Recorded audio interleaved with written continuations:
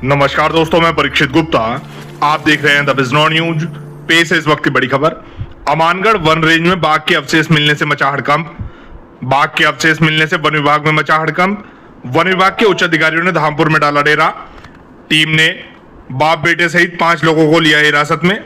जनपद बिजनौर में वन विभाग की टीम घटना की बारीकी से कर रही जांच। ये कल रात को एक सूचना हम लोग को प्राप्त हुआ खास मुखबिर से, और उस सूचना के आधार पर हम लोग एक टीम गठित किए।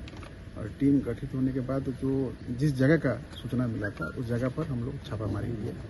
छापामारी के दौरान वहाँ पर कुछ हड्डियाँ बरामद हुआ और मौके से वहाँ पर कुछ लोगों को हम लोग अपनी हिरासत में लिए हैं। और ये अभी इनको हम लोग न्यायिक हिरासत में हम लोग भेजेंगे, सीजीएम कोर्ट, माननीय सीजीएम कोर्ट में प्रस्तुत करेंगे। इसके बाद जो जांच अधिकारी नियुक्त करेंगे, इसका जांच हम लोग शुरू करेंगे। और जो बरामद हुआ है हड्डियां, उसका फोरेंसिक टेस्ट के लिए हम लोग जो आपका wild life institute of India Dehradun जो उसके लिए ऑथराइज है, उसको हम लोग भेजेंगे। हड्डियां किस चीज की है सर? जीप की हड्डियां। ये जो हड्डियां को हम लोग देखे हैं, ये कोई बड़े बिल्ली प्रजाति का है, क्योंकि हड्डी है, खाल नहीं है। अगर खाल होता तो उसमें धारी होता तो टाइगर कह सकते थे। फूल है, चकोतरा होता है तो उसको लेपर्ड, जैसे आप लोग बिजनौर में भी लेपर्ड का समस्या चल रहा है। तो ये हड्डी से क्लियर करना मुश्किल है। ये कोई बड़े बिल्ली प्रजाति का है, तो बड़े बिल्ली प्रजाति में या तो लेपर्ड आता है तो टाइगर आता है। कितने लोग कितने लोग गिरफ्तार हैं? 5 लोग।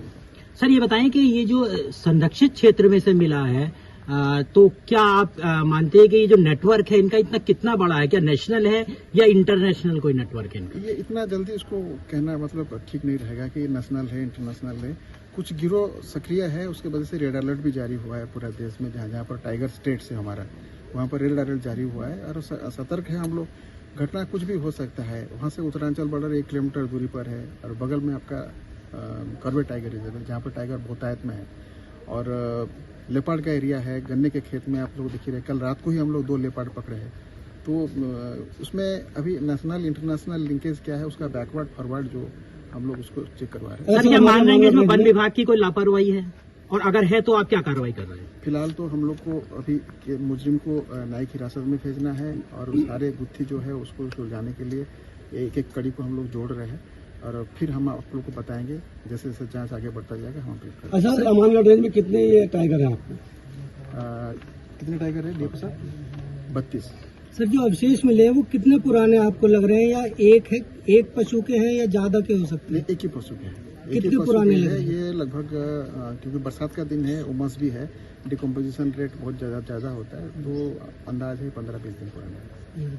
सर जो जिन्हें हिरासत में लिया, क्या उनके पास से मिले हैं या निशानदेही पे कहीं और से मिले हैं? नहीं, वो जिस डेरे की बात कर रहे हैं उसी जहाँ पर सूचना मिला था उसी डेरे से प्राप्त। सर एक बात बताएं कि क्या अब जरूरत है कि रिजर्व क्षेत्र से वन गुजरों को पूरी तरह से बाहर निकाल दिया जाए?